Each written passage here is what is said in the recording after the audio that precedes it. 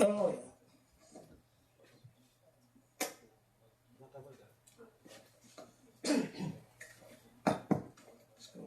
Boa tarde. Hoje temos uma palestra que, pelo menos para mim, é muito especial, por várias razões. Primeiro, o nosso palestrante, professor Ramamurti, eu conheço, a primeira vez que eu encontrei foi em 1976, não é isso? Sim, sim. Vocês, acho que quase ninguém aqui tinha nascido ainda, não é isso? Isso foi quando ele veio como visitante no Instituto de Matemática e Estatística da USP. Certo? Eu estava na USP naquela época. E desde então ele tem vindo periodicamente visitar o Brasil. Acho que a maior parte das visitas foi aqui em Campinas, onde ele tem colaborado há muitos anos com o professor Lucchesi. Essa visita agora é o número 29. Tanto assim que ele já fala português. A palestra vai ser em inglês, mas eu já escutei ele falando português. Bom, a segunda razão por que eu acho... Bom, deixa eu primeiro falar dele. Ele é professor emérito do Departamento de Combinatória da Universidade de Waterloo, no Canadá. Assim que vários brasileiros que se formaram lá o conhecem muito bem. E ele foi colega e amigo de William Tutte, sobre o qual ele vai falar.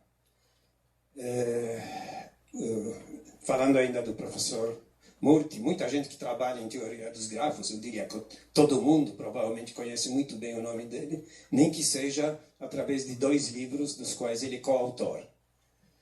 E há algum tempo ele está escrevendo também em coautoria, mas dessa vez com o professor Lucchesi, um terceiro livro também sobre teoria dos grafos, não é isso?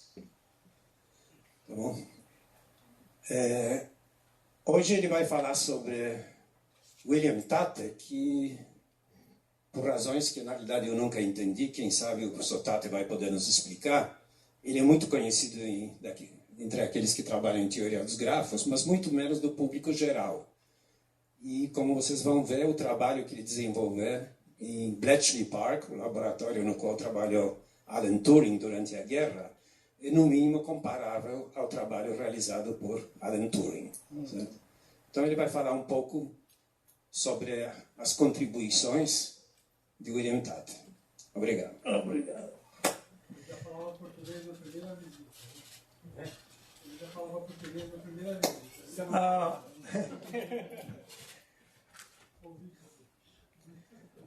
Boa tarde. Hoje, sexta-feira, logo depois do almoço, vocês, talvez você estão com sono, mas pode dormir, mas não ronca. Né? Exceção.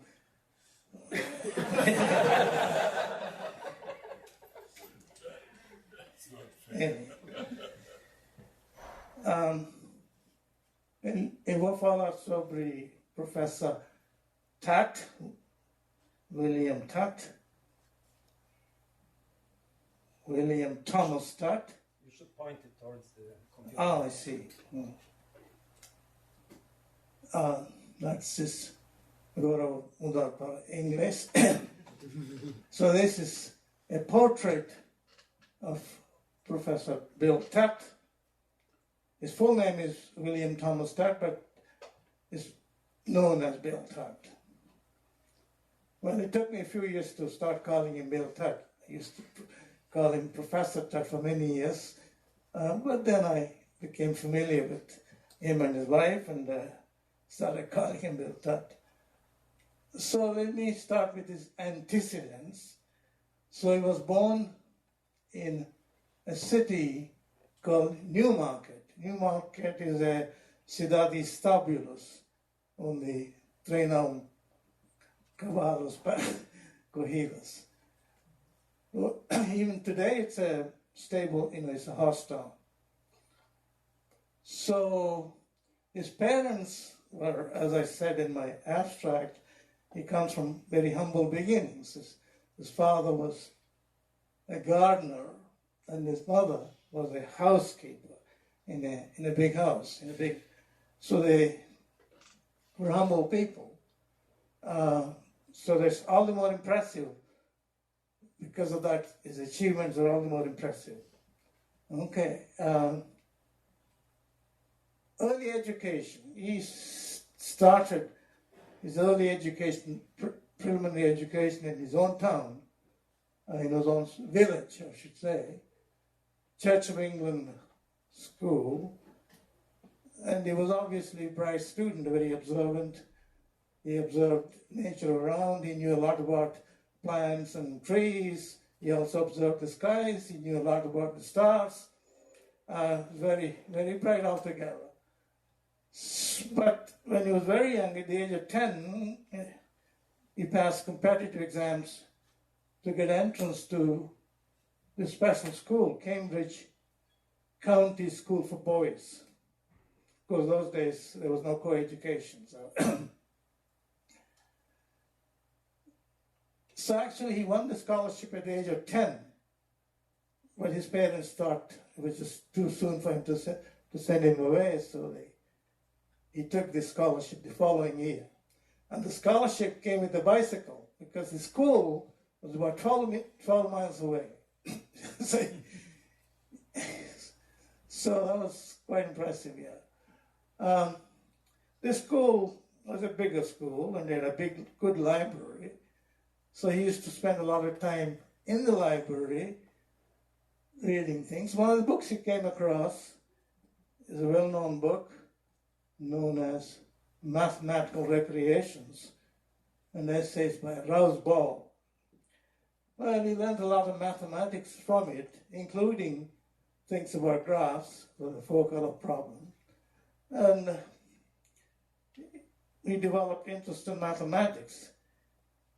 But when he moved to the university, they gave it a scholarship.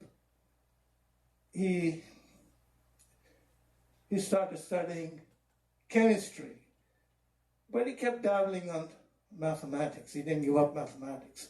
So he became a member of the Cambridge University Mathematical Society. There he made friends with 3 other students who were mathematicians. So their names are Leonard Brooks, Cedric Smith, and Arthur Stone. These 4, well, I call them Gang of 4. I know there are gangs of 4 here too. So these gang, they started working on mathematical problems, and also they used to play chess together. So they came across a problem, a puzzle, which is known as this problem of squaring a square. What that is you take a square, well, you want to cut it up into smaller squares, dissecting. Anybody can do that. You give me a square, I can cut it up into 4 smaller squares, right? That's easy. But the problem is to cut up the square into smaller squares, no 2 of which have the same area, right? So that's,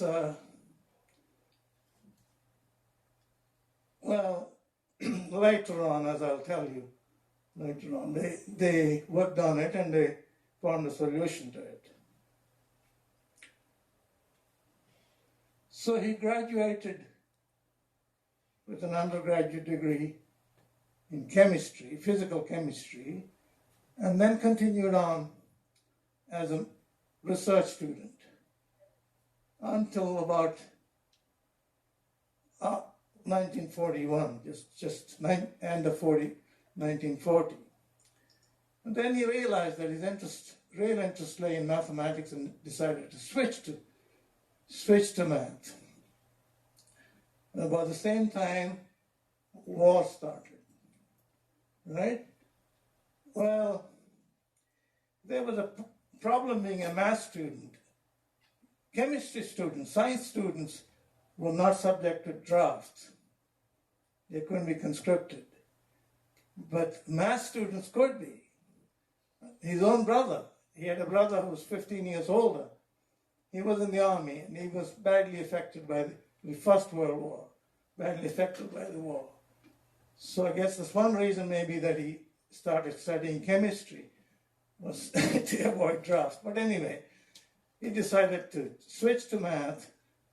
But then his tutor, the advisors are called tutors in Cambridge, his tutor had a meeting with him and suggested that he should go for an interview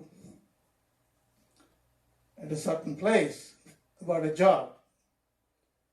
So he went there for the interview, which Bill remembers it as being Bletchley, and he was interviewed, and they thought he was good enough, so they sent him off to London to a cryptography school. So that took about 6-month course or something like that, and then he was recruited to work at Bletchley. Bletchley Park, well, that's a famous institution. The full name is British Government Code and Cipher School. Well, you see, during the First World War, most of the cryptographers were linguists. In the Second World War, things changed. So they needed mathematicians. Turing, as Thomas mentioned, Turing was there. Of course, you've heard a lot about Turing's work on Enigma, but very few have heard about Will Tutte's work at Bletchley. Enigma was a machine which was known before the war, and that was used by the German Navy units. So Turing mainly worked on Enigma. So, in fact, I think there's a biography of Turing. The title of the book is Enigma. Also, a couple of movies about Turing. But the machine that the High Command, German High Command, Nazi High Command, used was known as Lorentz machine, and for some reason the British called it fish, and various names, various types of fish. So this particular machine on which Tutte worked was known as tunny. Tunny is tuna fish. So anyway, I'll talk more, well, learn more about these in the documentary, which I shall show. By the way, I've written up notes on this because I won't be able to cover everything in this lecture. So I've written up a 12-page notes, and I've given a copy to Thomas, and he'll put it on the web or whatever. It will be there this afternoon, yeah. This afternoon. So you'll learn more about his cryptographical work from the documentary and also from the notes a little bit. Okay, so let's see. So at Cambridge, and after the war, he returned to Cambridge. And he returned to his real love, mathematics.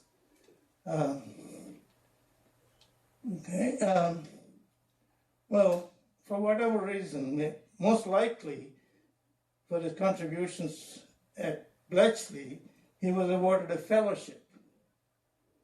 Well, fellows are very rare. It's very hard to get a fellowship because fellows have special privileges. Because fellows can, eles podem pisar na grama, they can walk on the lawn. Others, ordinary people can't. Anyway, his advisor wanted him to work on topology or differential equations or something like that. Well, he said, no, I'm going to work on graph theory. since he had this fellowship, he could do whatever he liked. So he wrote a thesis, which is about 500 pages long, and it could be easily 20 theses. Yeah.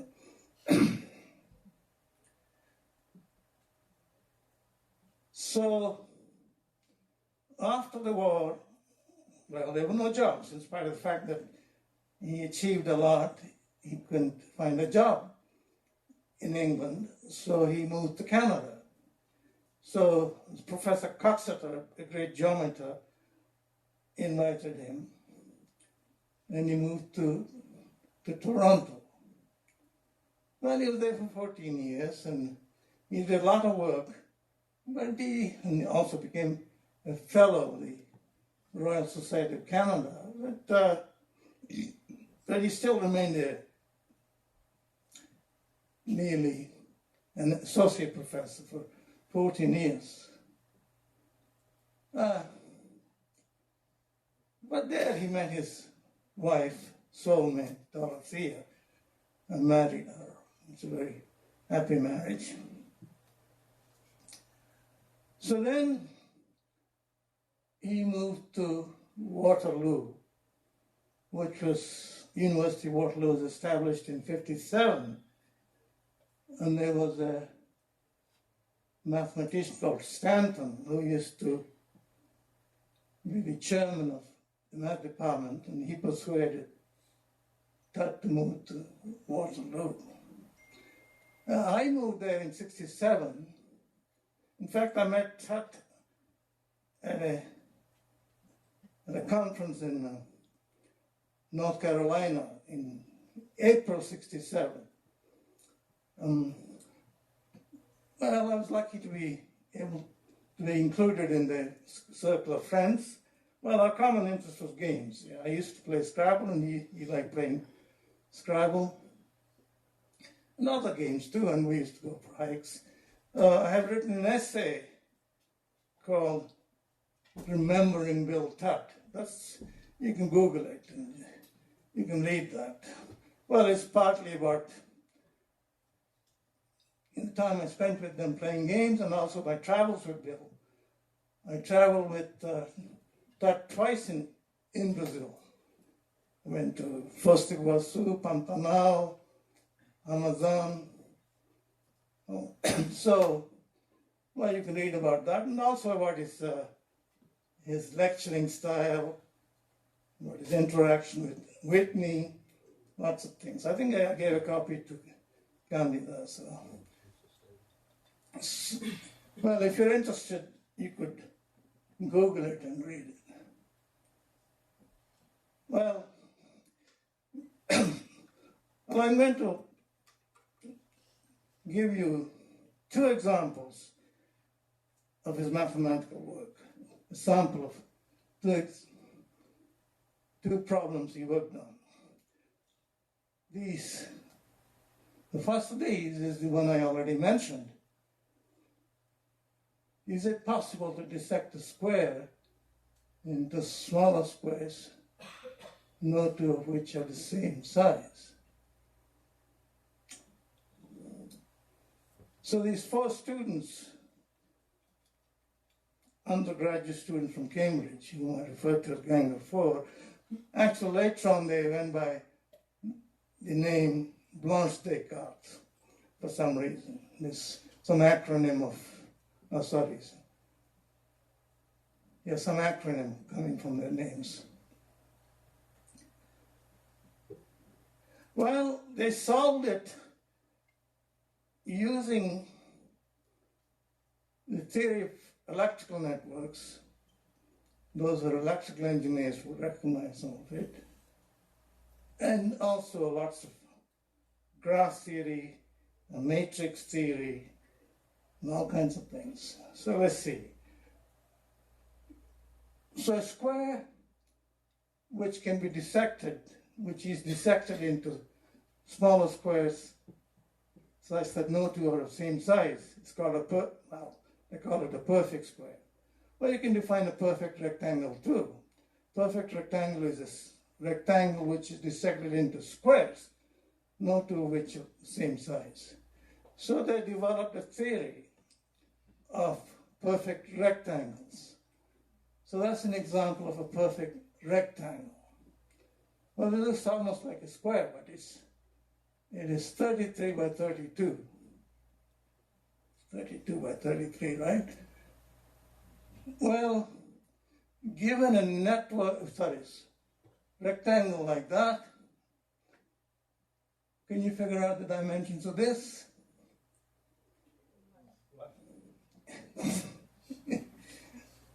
Okay, that's good. So you're not asleep yet? No. Okay, so what we do is, well, we take the horizontal lines. Well, what's a horizontal thing? That's a union of sides of the smaller squares which all lie on the same level. So the top one, let's call that x, we associate a vertex with it. And with each of the horizontal lines, which are in boldface here in this figure, so you associate a vertex. So x has two neighbors, this one and that one, 18 and 15, right? And then 18 is subdivided again into 14 and 4, right? Etc. I'll give you a minute to think about it, right? So that gives you, if you put those numbers on the edges, you get a flow of currents, right? Well, if you like, we can put a knot going back from y to x, 33, then you say yes. And it satisfies Kirchhoff's laws, right? So at every vertex, the total amount of current coming in is the same as the total amount of current going out. So it satisfies Kirchhoff's laws. I don't quite know how to pronounce that German word. Tutte pronounced it different, Kirchhoff or something like that. Kick off. So this first observation is that with every squared rectangle, you could associate a network like this. And the observation is conversely, you take any graph, any network, and work out currents in it. Okay? And you could do that using Kirchhoff's laws. And if you're lucky, what you get is something which corresponds to it. Well, of course, you don't have to be completely lucky. You can also work out conditions under which that happens. That's what Tutte and others did. So conversely, given any three-connected planar graph, so okay, let's go back to this. So this is definitely a planar graph, right? Well, if you put this y-x arc, add the y-x arc, that becomes a three-connected. Observe that it becomes a three-connected graph, three-connected planar graph. So given a three-connected planar graph and a particular edge in it, so you delete that edge and find system of currents in the graph, that network. You might say, well, you need directions, but don't worry about that. You can start with any directions. If something turns out to be negative, you just reverse the arc. So,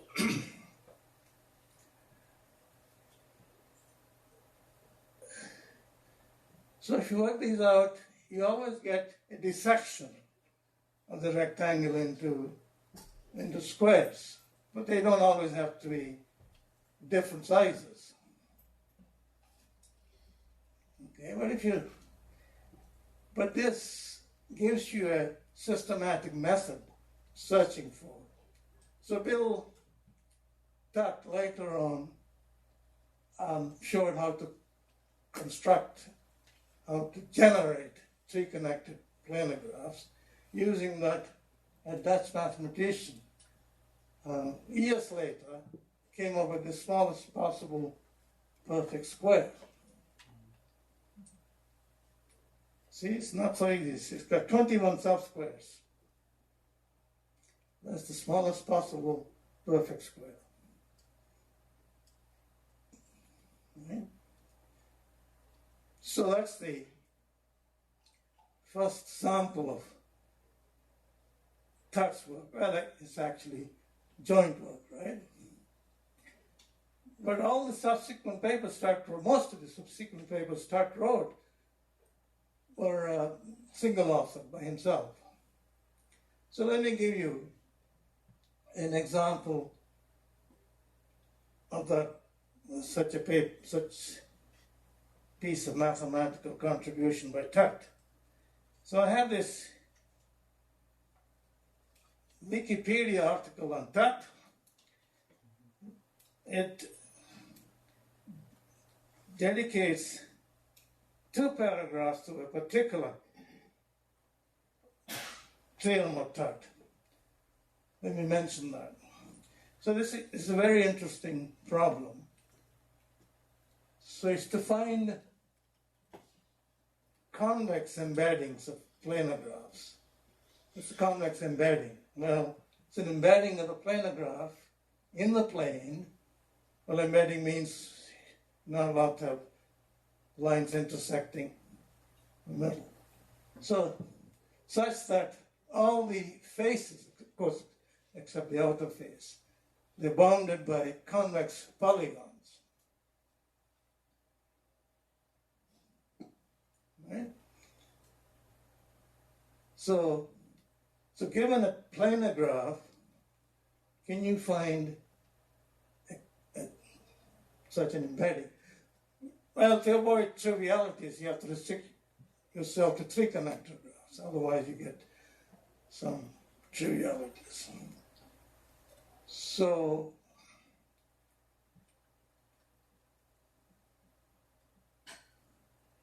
well, in fact, what Tutte did is a lot deeper than what this problem. It's given any 3 connected graph. Well, first of all, you have to decide whether or not it's planar, right? So he has a method of embedding any graph in the plane. If that turns out to be planar, it'll give you a convex embedding. Otherwise, you get some nonsensical embedding. Right? Well, for the sake of simplicity, I just restrict myself to planar graphs. I assume that I already have a planar graph. Okay, this. Sorry, I didn't show you the graph. Anyway, this is the graph, but which is already embedded. So this is the idea. Again, he uses physics. Idea is based on physics. Well, select one particular facial cycle, right? Well, that's a polygon. You just pin the vertices down at the vertices of a convex polygon. That's easy, right? Suppose the face is as a size 4, then you find a convex quadrilateral. Well, then you have to find the positions of the remaining vertices. You fix the positions of vertices belonging to a particular facial cycle, right? That you decide. The rest are decided by just laws of physics. So you imagine the edges, not on the cycle, not on the particular cycle you've chosen, to be springs of equal elasticity. So they just eventually the vertices settle down to certain places, right? And each vertex will find itself at the center of gravity of its neighbors. These positions will be computed by solving simple system of linear equations. In my notes are more details of this.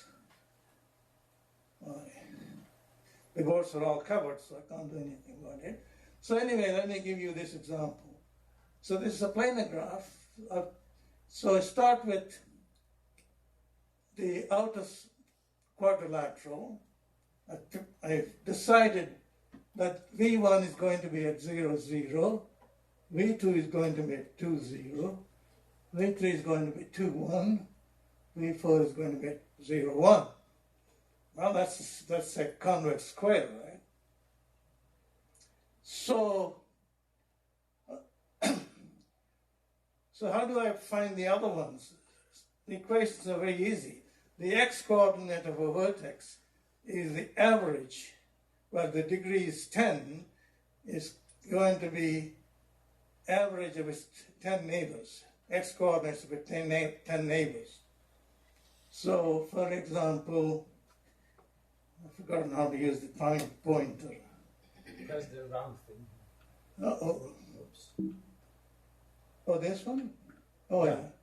So you see, this 12 over 11, the vertex has this vertex has 4 neighbors, is you add 4 over 11, 0, 22 over 11, 22 over 11. If you take the average of those 4 numbers, you get 12 over 11.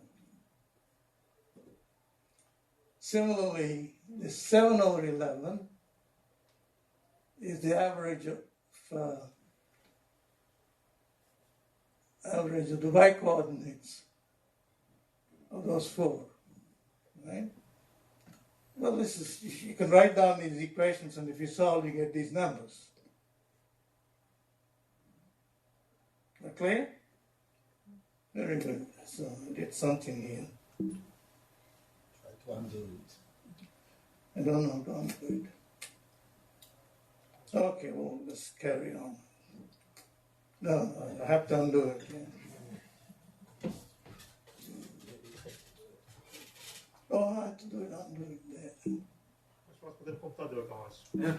Mais fácil poder computador. O nome do shift é?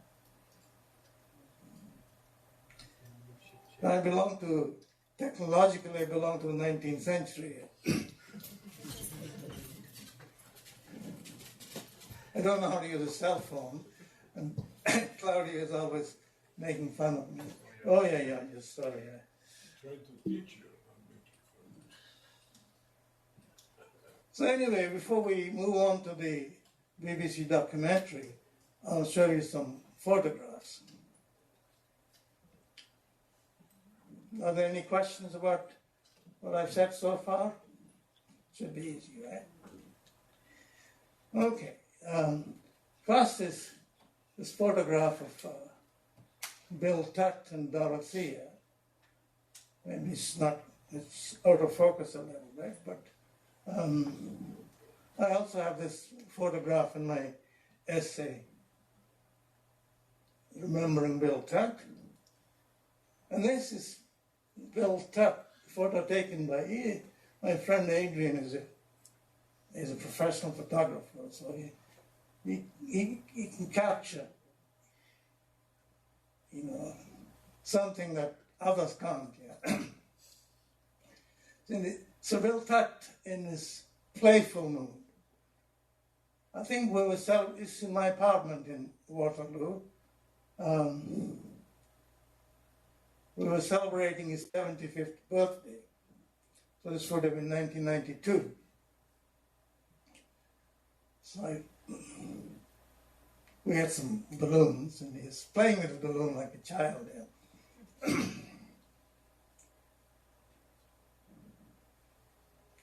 It's one of my favorite photographs. So this is two great men and their dog. Bill Tutte and Paul Erdős playing Go. And this is Bill Tutte at 80, myself with Bill. Claudio was there at this. He wasn't in the picture, but he was there at the party. Yeah. So we were celebrating his 80th birthday in Dan's house.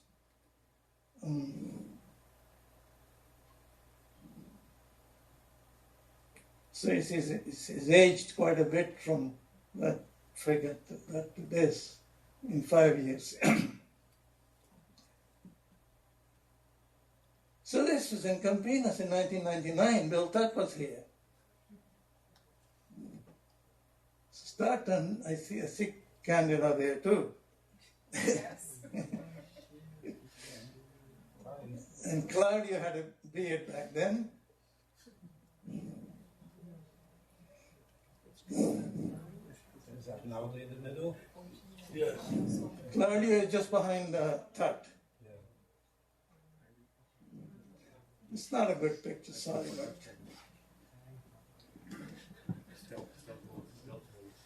Lots of familiar faces. lots of familiar faces.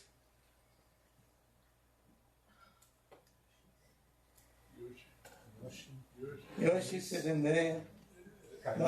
Marcelo.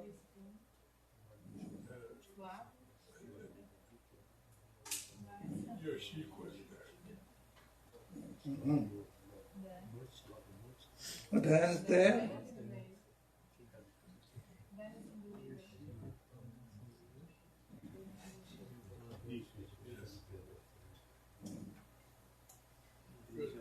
This is next to Paul Neil Robertson is Mohar. Boyan Mohar.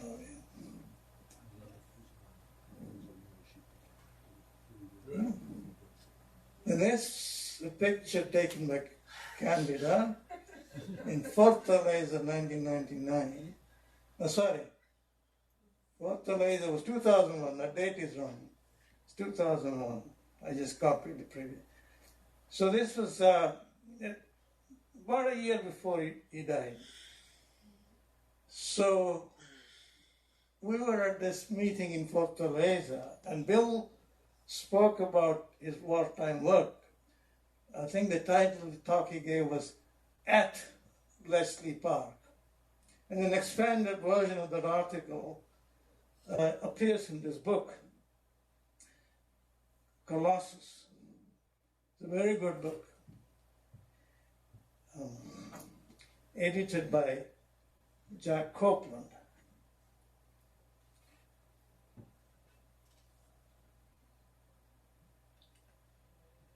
Well, that's a copy of the Tutte machine, the fish machine. See, this was the machine that Hitler's high command was using for encrypting their messages. So it has 12 wheels, right? They used teleprinter coding for their messages. Well, teleprinter code uses 5 tuples of zeros and ones. There are 32 of them, right? So 26 of them are for letters of the Roman alphabet. So this actually teleprinter coding was pre-war, so it was international. So 26 for letters and 6 for punctuation, things like that. So, well, and this would have been attached to typically attached to a keyboard or something which could read punch tape. So more often than not, it was punch tape.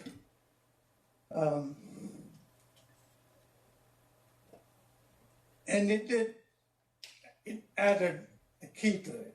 The key had two components.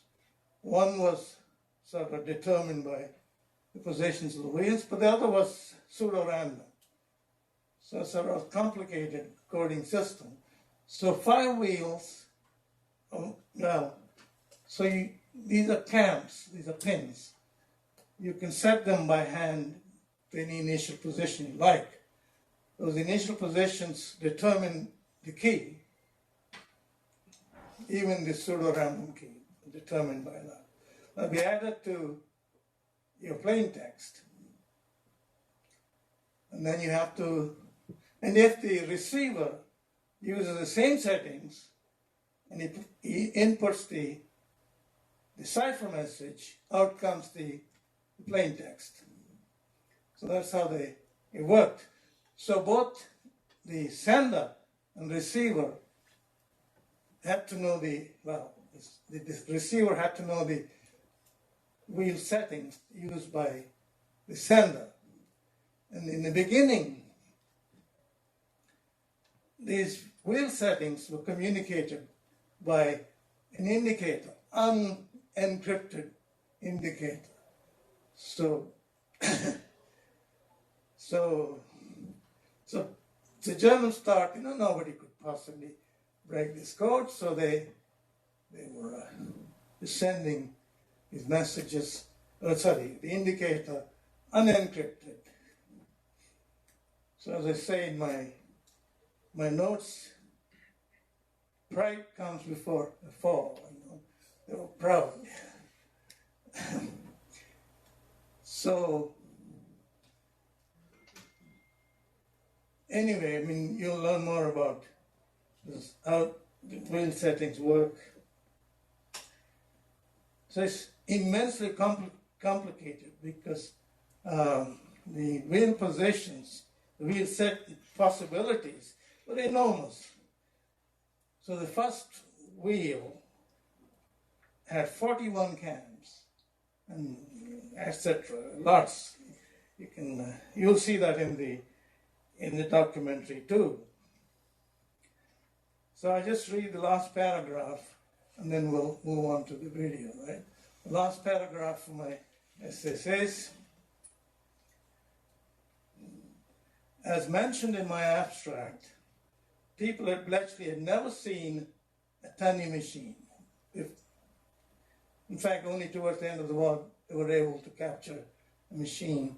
Only then were they able to see. So they had to infer all the information about the number of cams on each wheel and how they worked. As I said, some part of it is pseudo-random. Even that they had to figure out. But how could they do this all? Well, first of all, of course, they had to have good engineers who were able to intercept radio messages really clearly. That was the first step. Then, that's what I call eavesdropping by then. And then sometimes they have to make calculated guesses and astute analysis. And last but not the least, a little bit of help from the enemy. So, the book Colossus, edited by Copeland, is a good source of learning about the system. And as I said in my notes, there's a little bit more explanation about these things. I think it's a good time to maybe take a break for a few minutes and start the documentary. So maybe people want to stretch or go for. I have a question. Yes? Did Stanton also work at Bletchley Park? No, I don't think so. He was involved in some secret activity, right? Not as far as I know. That's how he met Tutte, no? No, he met that at Toronto. Oh. I So was under the impression that he was also. I think maybe, no, I don't think so, yeah. Well, Stanton was a Portuguese scholar. I think he spent his postdoctoral years in Rio or someplace like that. He had a huge collection of ancient Portuguese literature.